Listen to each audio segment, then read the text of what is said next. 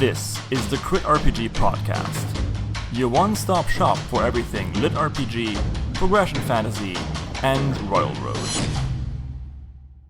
Hi and welcome everyone to the Crit RPG Podcast, the only podcast with less production quality than a Royal Road novel with 0.5 stars average rating.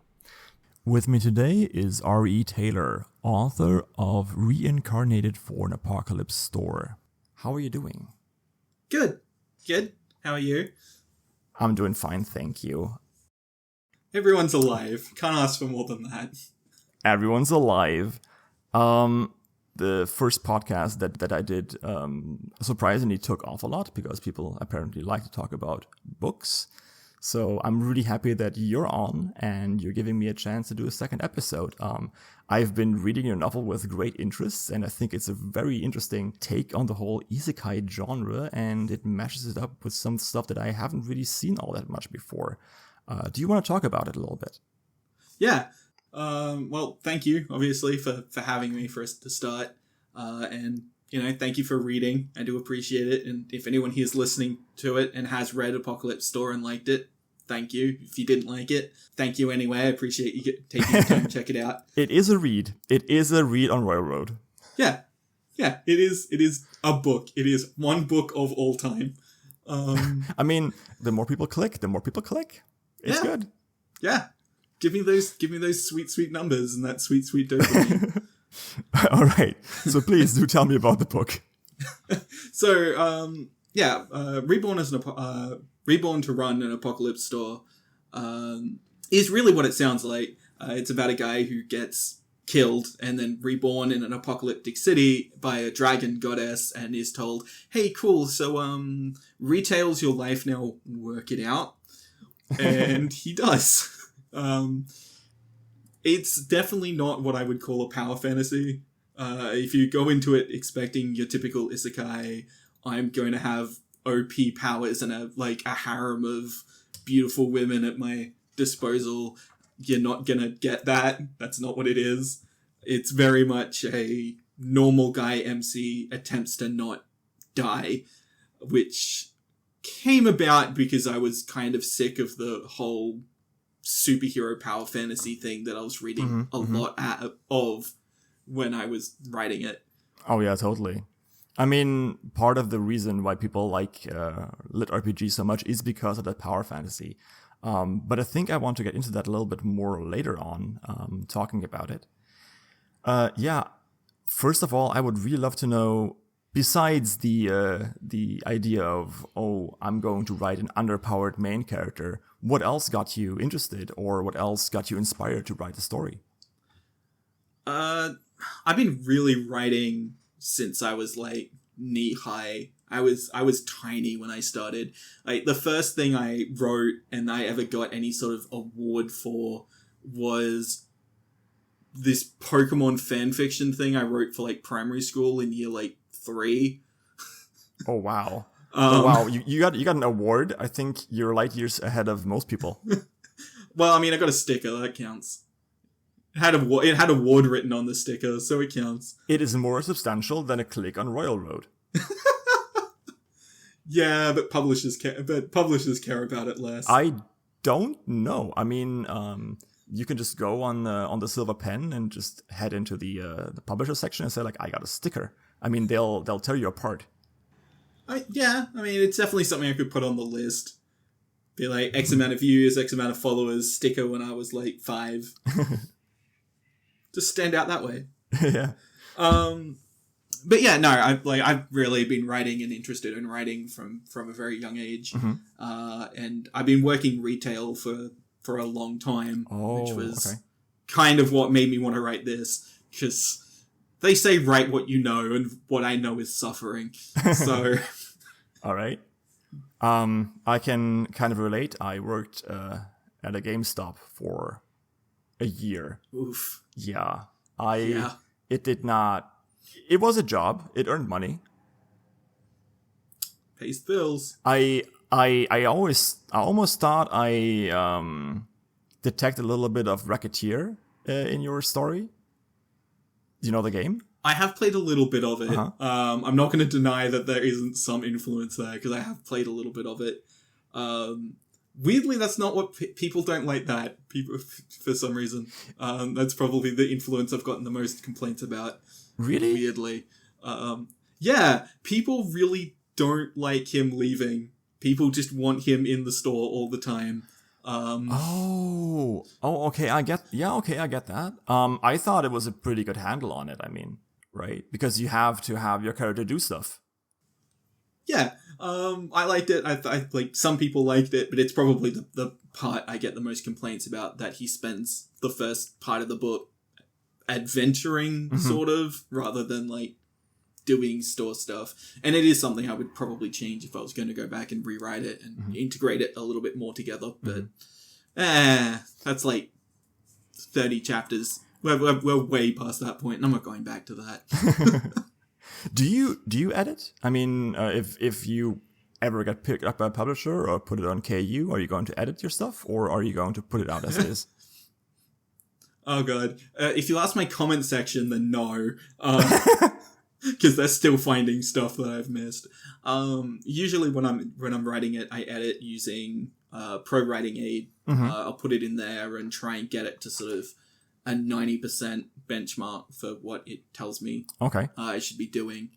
But I'm still missing stuff. I extra apostrophes, and I'll miss something in a character's name. But when I actually publish it, if I get a publisher, then I'll be working with their editing team, or I'll hire an editor if I go the self-publishing route to, like, make sure it's all clean and it works properly. Because it's not bad. It's definitely not a mess, and it's definitely not the worst thing I've read on Royal Road for spelling grammar. But yeah, there's definitely issues there that I'd want to fix. Okay. And do you know to what extent? I mean, I know some people are just editing grammar, and some people are going in there with a pickaxe and kind of reworking the entire plot. I don't think I'd rework the entire plot unless, like, someone was actively like, here's a $5,000 cash advance, this is what we want you to do, in which case I would be like, yep, sure, whatever you want. Make him stick in the store. Yeah, no, that's fine, I'll rewrite the entire thing. Cool, done. But no, I don't think I'd do much more than a line edit. I wouldn't do any big fundamental plot changes. I might rework some dialogue and that kind of thing, but nothing major. Okay. Yeah, I mean, it totally makes sense, right? We spoke a little bit about him sticking to the store or being part of the store for a while. And I thought you had a very good thing going on there with I think I can spoil that he is not allowed to rove out a lot at the start. So I thought that was very cool. I was also wondering... Oh, thank you. I was also wondering, for example, what happens to people who get put into a store in the same condition in the middle of, I don't know, a really high-ranked area or something. That could be kind of cool, you know? Characters just utterly failing. But maybe that's for later. Yeah, it is. It is something that I'd talk about a little bit, because I'm in the process of writing the sequel for it at the moment. Because book one's done. It's just not all on Royal Road. It is all on Patreon, but that's for later. Do you have a Patreon already? I do. And I have patrons, which is really nice. People are actually giving me money, which is very, very weird. But to answer your question, that, like, we do talk about, there is a little bit of talk about sort of what happens when she grabs people and just sticks them in areas that they just are not prepared for, and the sort of processes she goes through to stop that being a complete total party kill kind of scenario. Oh, okay. Yeah, that would make sense, right? Yeah, she's got to make her money somehow. She does, right? It would be a bad investment if she were to just, kill off all the people she spent resurrecting. I have not read so far into it, because I like going into these with kind of an open mind. I do wonder, though, does it cost her anything to resurrect people? It might. It's never really... Because it's all from Arthur's, who's the main character's point of view. He wouldn't know, especially not at this point in time. And it's not really something I planned on talking about. Mm-hmm. Mostly because I wanted her to be more of like the CEO, right? Like you worked GameStop, you never really knew what the guy at the very, very top was doing. Like his motives were so beyond whatever else was happening at like store level. Oh yeah. That it was irrelevant to you, really. Oh yeah. Which is kind of the vibe I was trying to go with her.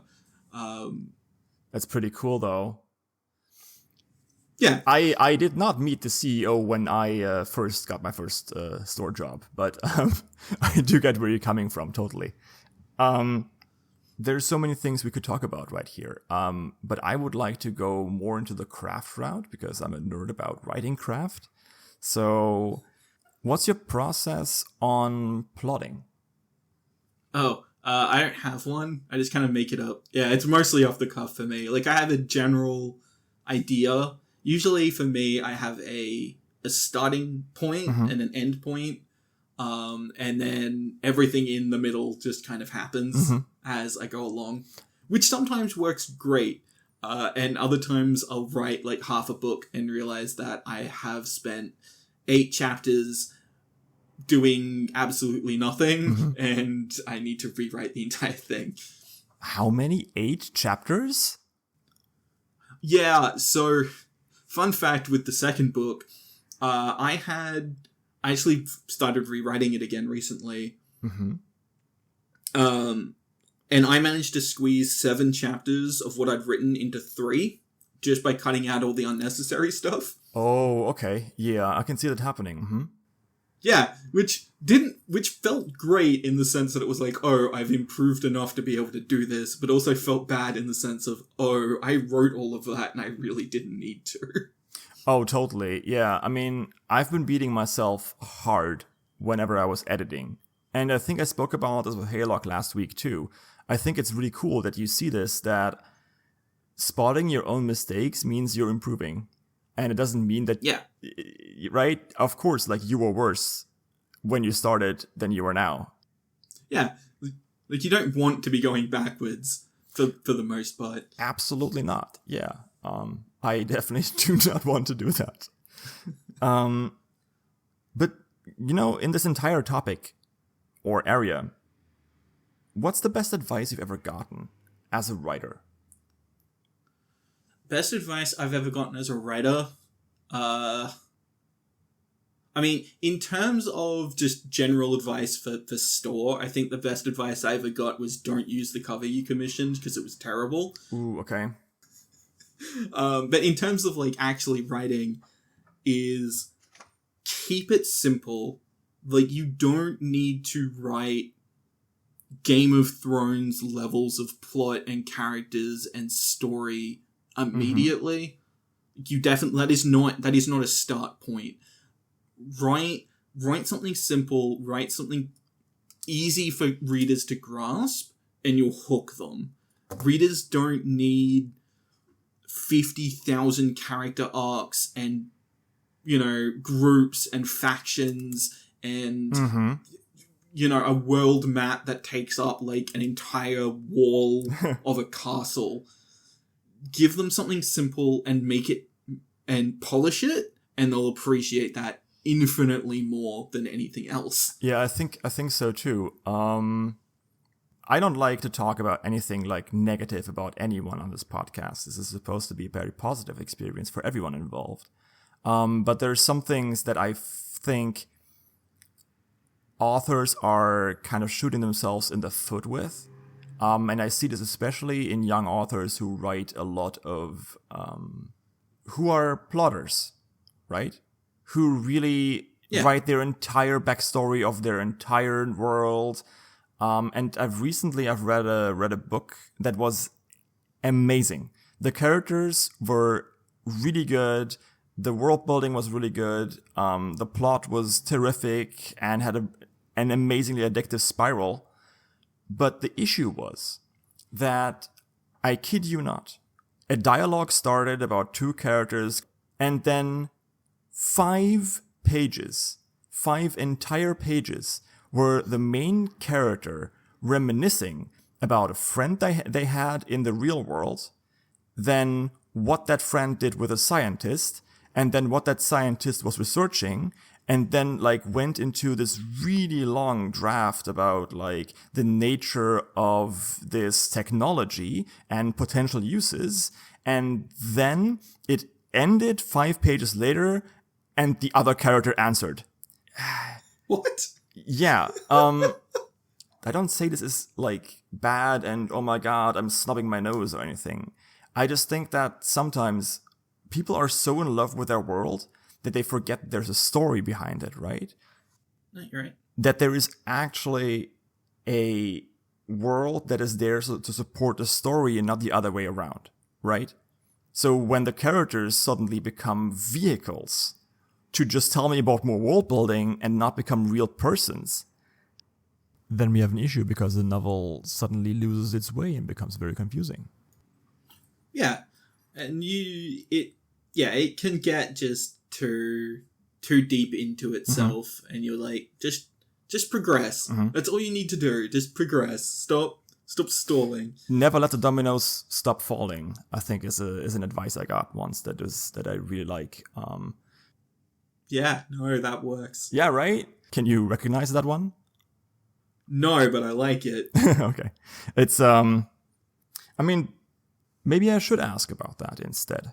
What is one thing in your own writing that you think, darn, I wish I could have done this better, or whenever I go back, I definitely would like to edit this out or create a new thing instead?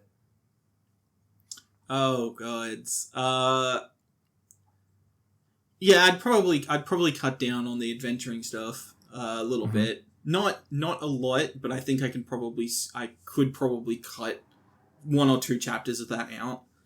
And also just the early pacing, I think, is a little bit more erratic than I would have liked. I kind of noticed that, yeah.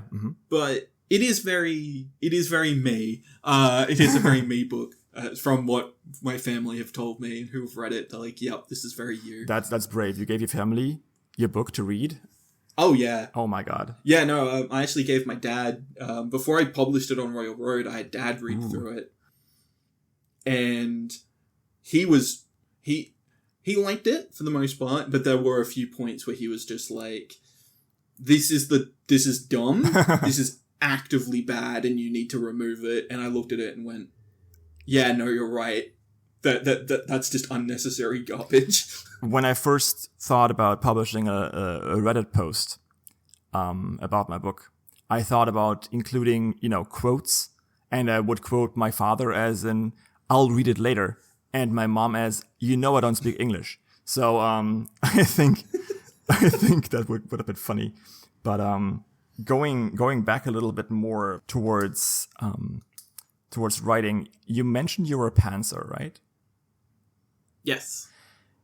Is there anything you hate about being a pantser? Yeah, I get stuck a lot. Like, it's very easy to sort of, if you're in the flow, it's fine. And if you've got that sort of mindset to just go, it's fine. But if you ever stall, you don't really have anything concrete to grasp onto. Like, you don't have that outline to be like, well, my hero has gotten the sacred sword of light, and then outline says he then goes and fights, the Dark Lord. You're sort of like, well, he's got the sword, and cats happen, I guess. I don't know. The cool thing is, that's how you get novels like yours, right? He got the sacred sword, now you can sell it. It's like, yeah, you can now just sort of pawn it off, at least in mine. But, and there's also the disadvantages to outlining as well, where you can get very mentally sort of stuck in that outline where you're like, well, this has to happen this way, regardless whether or not X would actually be better than Y. You've decided Y is the way it's going, so it does. And that can make your story worse in some ways. Absolutely. I totally recognize that. I had a friend who teaches writing courses, and he once told me that planners have the problem that characters don't follow the plot. Pantsers have the problem that the plot doesn't follow the characters. Completely. going back to something you said 10 minutes ago. And that's something I really wanted to talk about too, is the cover thing. You mentioned the cover you commissioned wasn't quite up to your standards. Well, it's less that it wasn't up to my standards, and more I read a lot on Scribble Hub, and nothing against Scribble Hub. Scribble Hub is great, but Scribble Hub also has a lot of how do I put this delicately? Smut. Oh, okay. Smut's probably the most delicate way of putting it. So. Erotica if you're queer, and harem if you're straight. So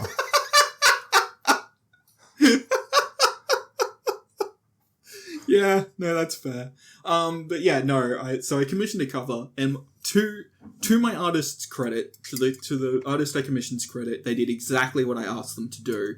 But what I asked them to do was exactly wrong.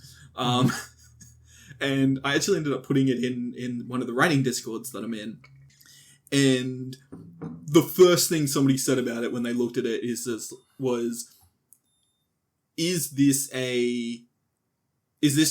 your book furry porn? Okay, I can see that. I'm just like, oh no. Huh. So that was when I ended up getting a lot of good advice on maybe look at Midjourney and try and sort of gen something, which ended up with the dragon on the roof that I have now. Yes. Which I'm a lot happier with, even though someone came into my first chapter and was like, AI dragon is trash, and then never read another chapter, and I'm like, okay. Oh, okay, yeah. Commenters be commenting. I think sometimes people don't really realize that their well-meaning criticism is maybe not perceived as such. And it can really ruin your day as an author, right? I mean, we had this discussion. You don't actually need a good cover to be successful on Royal Road. Yes and no. With Royal Road covers, they care a lot more about, does your cover sell your concept? Like, can you look at the cover and sort of get a general vibe of what the story is? And in a lot of way, my cover isn't great still, but it's also the best that I can get without spending money I don't have commissioning an artist. And speaking about money you don't have, thank you for the segue. I need money to host this podcast on Buzzsprout, and I need money to actually afford Riverside FM. So if you're listening to this, please consider donating a few bucks so I can actually afford to host this podcast past the next episode. Thank you so much. Let's go on with the show. I hate selling out. It's the worst thing ever. But I need to do it anyway. Yeah, I mean, hey, everyone needs to eat. Yeah. We've already been talking for about 25 minutes at this point. Nice. And you're a great guest to have, so thank you so much. I'm having a blast here. Thank you for having me. Yeah, you got it. I would love to actually go into the segment where we talk about shoutouts and good books that you've recently found. Yeah. Wow. Yeah, I'm reading a lot at the moment. So one of the ones I definitely do want to shout out, because I don't feel like it was on RS, to be fair. It dropped off pretty rapidly, which I think is very unfair. It is incredibly good, and I don't think a lot of people gave it the chance it deserved, which is Time Flies by a friend of mine. And it's a steampunk pirate story, and I think that turned a lot of people off for some reason. People don't seem to like steampunk or pirates on Royal Road, and I don't understand why that many people are wrong, but what can you do? Is that the one with the cute pirate lady? Yes. You will be surprised about the guest I have in 2 episodes. That book is amazing. It is so solidly written, and it has a great magic system. I really like the use of sort of magical items in place of stats. Which you get a lot. Like I love blue boxes. LitRPG is my favorite genre. I read far too much of it, but I do love a system that doesn't rely on just +1 strength number goes up. Oh, okay. Give me something else. Okay. I mean, Stray Cats Trust does that too, right? Oh yeah, no, Raven's Dagger is amazing, and if I could reach like a percentage of their skill and success, I would die happy. They are solid. Looking at your story, Reincarnated for an Apocalypse Store, you're already at 1,668 followers, so I think you do have a percentage of their success. Woo! Right? There you go. No, I'll take it. But you were talking about very well written stuff, and for that reason, I would actually love to shout out Nowhere Stars by Anemone. It's a really cool. I don't really know how to describe this. The prose is what gets you. So it is still very much a progression fantasy, but the prose is it's really freaking good. It has been stubbed recently. But the first few chapters are still on there, so you can get your nose wet, and then you can find the next book on KU, I think. Nowhere Stars by Anemone. So, do you have another one? What else have I been reading? I mean, obviously, no one's heard about Dungeon Crawler Carl. That's tiny, and no one's heard about it. So we can just skip that one. Yeah, I think we really should support rising people on this list. I mean, I think if you're hearing this, give Dungeon Crawler Carl a follow. It's a short story about a man who goes into a dungeon and becomes a foot slave. So